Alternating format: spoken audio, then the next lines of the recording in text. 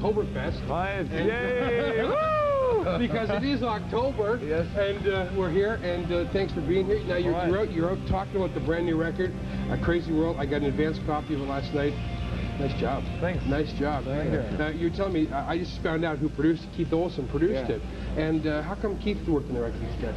Well, you know, we figured, you know, he was a good producer. Looking at his past history, you know, and Whitesnake and Pat Benatar and Fleetwood Mac and Foreigner, all those bands really speak for themselves. We figured this is the right partner. So we did the co-production. And when we met him, you know, he just fits into the band like a sixth member, and it's just a great cooperation. Well, you know, you guys have been like doing this since 1971. I'm leaving. Bye. 71, you know? Yeah. I mean, you played lots of concerts in lots of places, and like we're talking about the small club you played there in Birmingham and things like that. Ford Cup. I mean, how do you guys get the energy to keep doing it? Like, 20 years. One word, fun. Oh, that's great. Traveling around the world, meeting all the different fans and friends around the world. Fun. Great. Good time. Well, speaking of good times and fun, you guys did this. Yes. This show. Yeah. Now this has a record of being, well, if you don't know it, this is The Wall, Berlin 90, live in Berlin, has a record of being attended by more people than any other performance. Did you know much about that? 1 million of people, they were telling us. 1 million in 58 countries, and the live show was 300,000 people. Wow. Well, we're going to give a couple of these away, courtesy of the record company and of the band. But enough of that. Let's just talk about the new record. What has got you guys excited about this new album? It's for us a very new start because we are finished now with Dieter Dirks.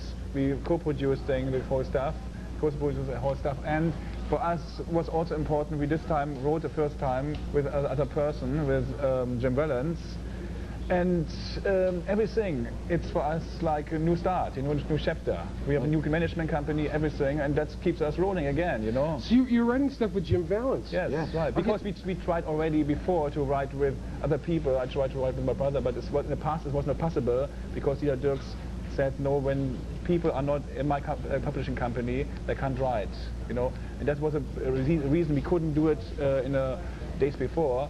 Now, this time, Bruce Fairbairn, he introduced us to Jim Valens, and we said, great, let's try. And we find out we had a same vibe, and we said, let's put some new blood in our system, and that was right way.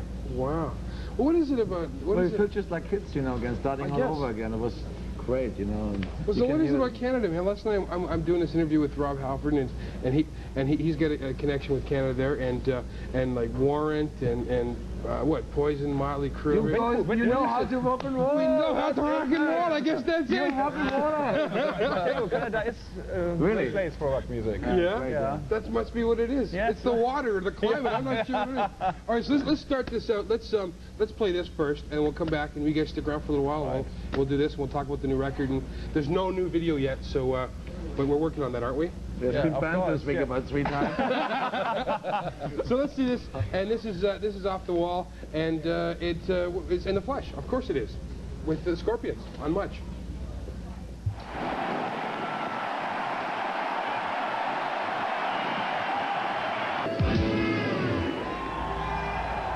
So if you're watching the, are we back? Yeah. So you're watching that video.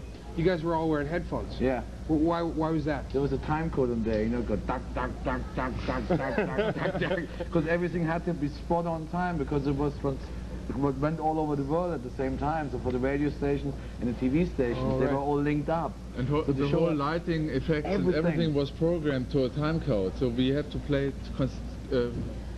precisely with the time code, that all the lighting and everything work together. And the helicopters and stuff? Everything. They were all on time code too. Wow. They had like the Russian soldiers there, the American soldiers there, the German soldiers there, from East and West, from England. It's really symbolic that you guys were the band to lead it off. You could be in a German band and the whole thing. How'd you feel doing that? Great. Yeah. When you think about all the last 40 years, what's happening on this field, you know, that zone, and that we had a possibility now to play there, play rock and roll music, it was fantastic. I think great experience. But you got a great history of going into the behind the Iron Curtain anyway. Yes, yeah, but only to Russia. They wouldn't let us play in East Germany, being a West German band. If you would have told me 2 years ago you can play in Dresden, Leipzig, and all these places, I would have said impossible. Cannot go there. But you did a lot of shows in Russia, though. Yes. Yeah. We were the first major act to go. You were the first major band to go. Who'd you go over with? With ourselves. Who else played on the... Gorky Park was Gorky Park. We played in Leningrad 10 shows, and Gorky Park was our supporting band. We played the Moscow Peace Festival last year, and that was a huge event, and there were other bands like Bon Jovi, Motley Crue, Ozzy Osbourne, who else? And some bands from Russia. Cinderella, and some bands from Russia were in there.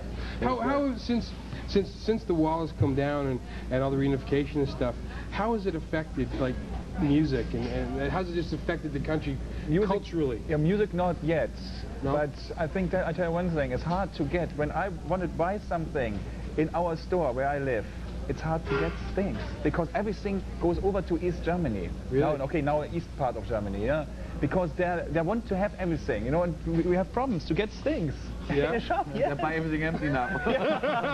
Right off the racks, we'll just take it. Seriously. No problem. It's really crazy, you know. But it's great, you know, finally, I think in 10 years from now, you know, you feel it musically too. Because there is a lot of talent there in the East and in Russia also. We saw it, you know. They just have to develop. It feels like they're back like when we were in the 60s, you know. Right, everything was new.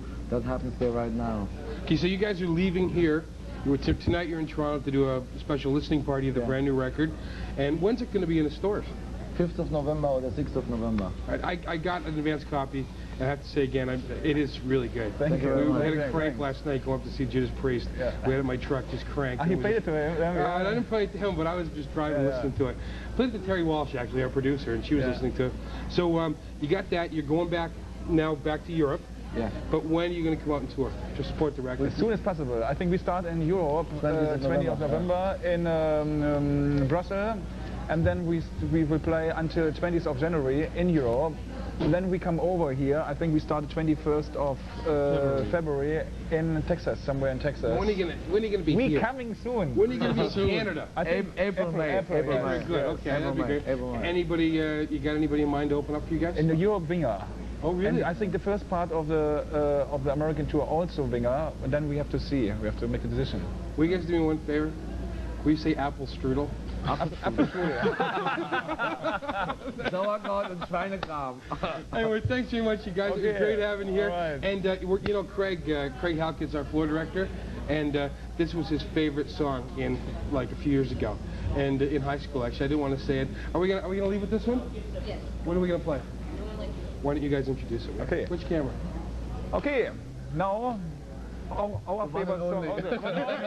There's no one like you. Yeah.